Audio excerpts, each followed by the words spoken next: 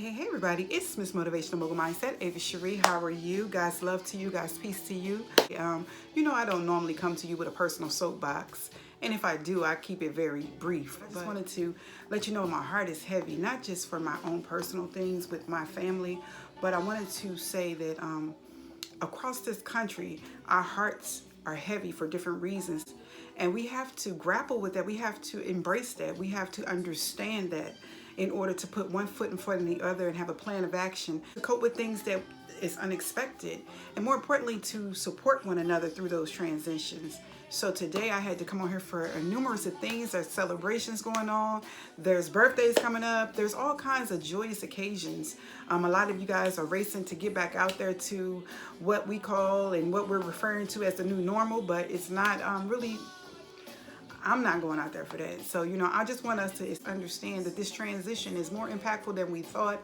It impacts people in different ways. And as a result, May is Mental Health Month, and I have a surprise that I have now dropped my Life After COVID social mental health type book. It is to address the social, emotional, and social mindfulness of us reacclimating ourselves and re-entering into society, and not to neglect ourselves and forget about what we've all encountered, what we had to go through. So look forward to dropping that. I'm going to drop a trailer for it, so don't worry. I'm just going to touch on it right here. I'm in the midst of creating a children's book to discuss those things in more great detail for children to talk to their peers about these things, social boundaries, social distancing, and be able to articulate it to one another with etiquette in class, and not to be all ignorant towards one another, because I'm sure they've had electronic devices. They've seen adults getting belligerent towards one another and ignorant. I want the children, my grandchildren, my nieces and nephews, to embrace their voice and be able to articulate themselves with purpose and uplift. Be able to have a healthy debate, be able to shed light, be able to reinforce the things that they're teaching their peers with facts and reasons why it's necessary for them to take a hold of what happened in this pandemic as 8, 9, 10, 11-year-olds, and go move forth in the next generation, being more cautious, being more aware, in tune to what it is that's going on around them, what they won't settle for, and what they ask people to change about themselves, so that we won't put one another at risk, so that they won't put one another at risk when they get older. It's time to live in a method of preventative measures that makes sense. That's, what I'm saying, like not something that's far-fetched and barbaric, just sensible, class, cultural, diversity, etiquette. All those things are wrapped up in my Life After COVID book. Look forward to being on the platforms. It is an ebook. I will announce it. I'm announcing it now. It's already ready, but I just want to give you a trailer and a glimpse to what my mind was going through and what I was seeing in my spirit to come out and give to you guys. So I'm thankful for that. And as a result, I'm gonna have some freebies to give away. My audiobook is mixed and mastered, it's complete. So that's done. And again, I have this children's book coming out in the near future. So those are the things I wanted to come and shed light on. I did start this thing off and say I was heavy in my spirit. So the marathon continues. That's why I'm going to start with that. The marathon continues. No matter what we've encountered, no matter what we face, no matter what we feel we can't endure, the marathon will continue. Okay? So with that being said, when I feel heavy in my spirit about my loved ones, my children, they're adults, but my children, it can stop you. It make your heart pulsate a different way, palpitate a different way. It could give you a sense of stress like no other, like something you haven't encountered. And that's another reason my book is so important, because I touch base on how we all react and respond to crisis after trigger after trigger. Sometimes we don't respond appropriately. Sometimes we don't respond at all. Sometimes we're not equipped to know what move to make next because it paralyzes us. So as I was getting on to do this, I thought about the post that I made the other day, the quote, and it literally ministers to me every time, and I'm so ever grateful. And when I am in a funk, I'm grateful that I can actually log onto my YouTube channel and listen to my own vlogs to uplift me. You know what I'm saying? Not because, oh, you said that, girl, or you did that, no, I do it because I want to feel what the next person is needing to feel to get them through out of that valley. And I believe that God put that in me and placed that in me and gifted me with these words for that purpose. But ministry starts at home, and I will always say that. You can't go out and dictate and predicate and say what somebody should and should not be doing in your opinion and your advice when it has not registered and resonate in your spirit, when you're not exemplifying that. So I'm thankful. I'm thankful every time there's a funk, there's a way. I'm thankful every time there is pushback, when there is about to be a breakthrough, that I have a community of people, community of believers, community of cyber support, that we lock in, we know how to pray. I'm a warrior, so I'm not always strong. This is my heavy place right here today. I'm in a heavy spot mentally, attached to my children, attached to anyone that I've prayed for, attached to people that have coronavirus, attached to people that are destitute or losing their homes or evicted, attached to people that I'm in warfare for and in warfare with. So when I have to in turn turn it on myself and do warfare for myself, as a servant leader, any of you guys out there, all of the people attached to me, when we in warfare for everybody else, it's always like, I'm getting ready to go in and I'm not letting up. I had to tell the devil, get thee behind me today. It was because he was using anything. It's just that they pull at your heartstrings when everything else fails and have you thinking it's complicated, when you got to step back and know that nothing is too hard for our God. Nothing is complicated. Everything is actually already done and in the perfect will and way of God. So whatever I don't understand, I dismissed it and cast it up to him. I dismissed it and said, you know what? You're not getting stressed and having pains from nothing. You're not going out any other way than what my Father in heaven says I'm going out. So I came today. I got myself together. The marathon continues. And on that quote, it says, in a nutshell, don't get tired and weary at the end of your race. So many times when we see the deadline, when we see the date that the burden will be lifted, when we know it's just around the corner and it's tangible and it's reachable and it's attainable, we get tired because it was a struggle to get there. It was work to get there. You know what I'm saying? We put in work to get there. You can see it. You visualized it. You set your intention on it. You affirmed it in your spirit. You can see it. And it's like nothing going to stop me. Nothing's going to come in between that. And we get tired right at the end of the race. That was for me, my family, my friends, and anybody that I don't know. I know it resonates because you're strong-willed. You beat it at every turn. You've come out of so many things. And sometimes we get to the end of the race and just want to stop and fall flat on our face. But see, when you start to get weary, you start to trip and fumble. And see, that's where you got to catch yourself, or that's where you need somebody to come and intercept you and lock in with you and tell you, don't start tripping and sliding backwards and easing up and letting off the gas. That's how you get caught up. That's how things get tangled up. That's how things get distracting. That's how things stagnate you. No. Keep pushing for what you're pursuing.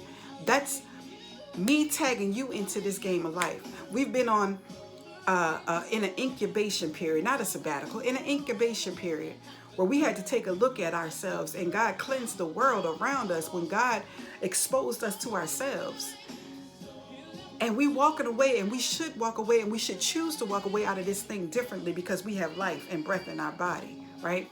But now I came today to tag you back into this game called life. I came to tag you back in to tell you don't give up, because you it. Tag means that you it, that you're next, that you're able, that you're capable, that you're called, that you're purposed, that it's already yours.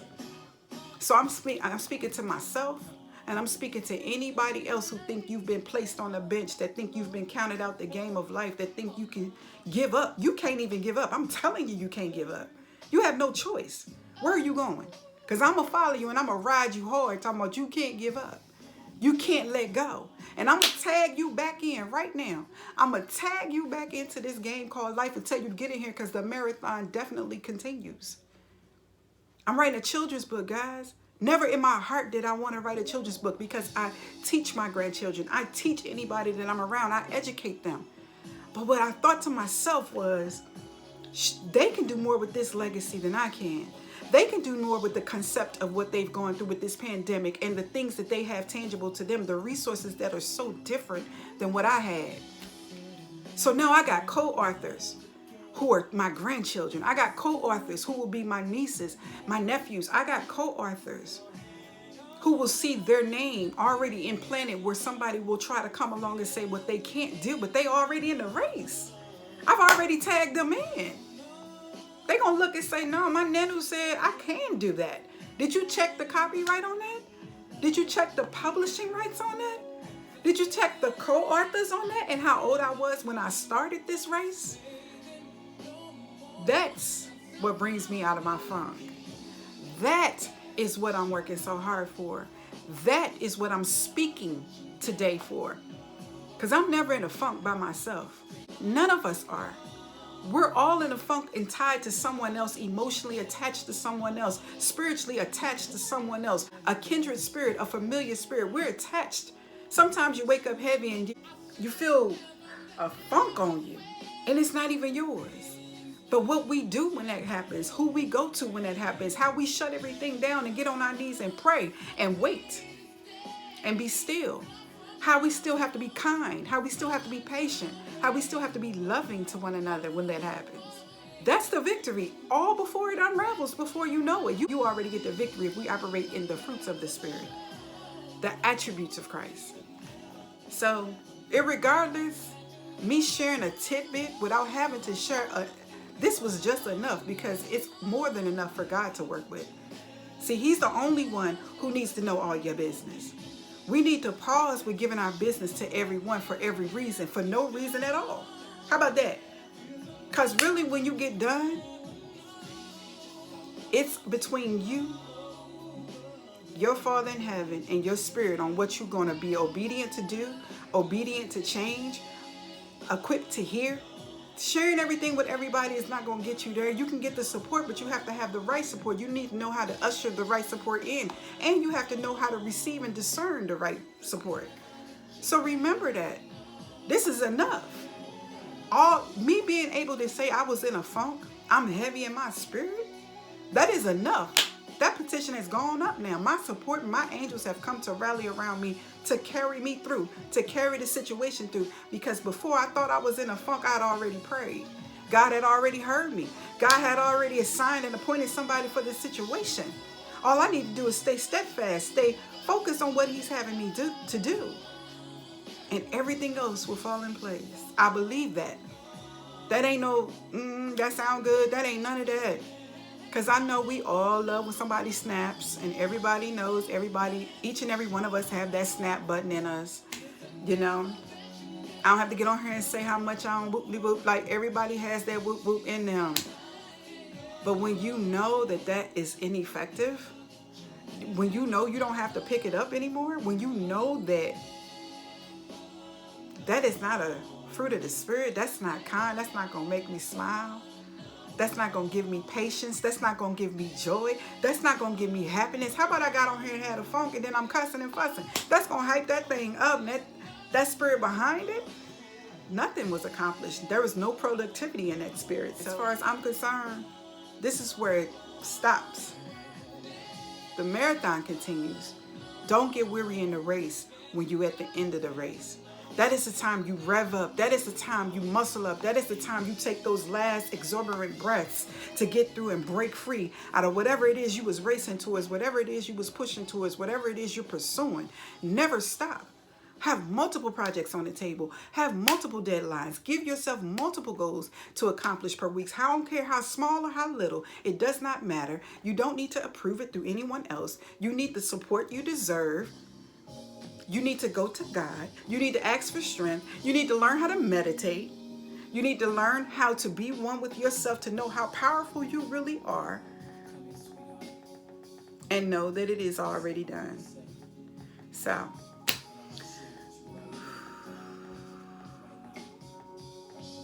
that's it for you, girl, today, I think. I'm getting ready to go in the studio and break down this trailer for my new book, Life After COVID. The nasty little reminder that it's no longer business as usual.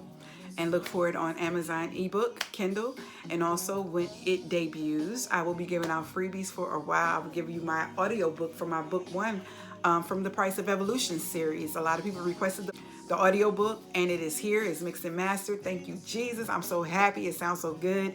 Y'all know I had my battles with my voice, my sinuses, my migraine. Just the weather in itself, it takes my voice completely off. So I couldn't even calculate the deadlines of the weeks that it was pushed back. But thanks be to God we have a studio. Thanks be to God that my husband is in production. He's a musician.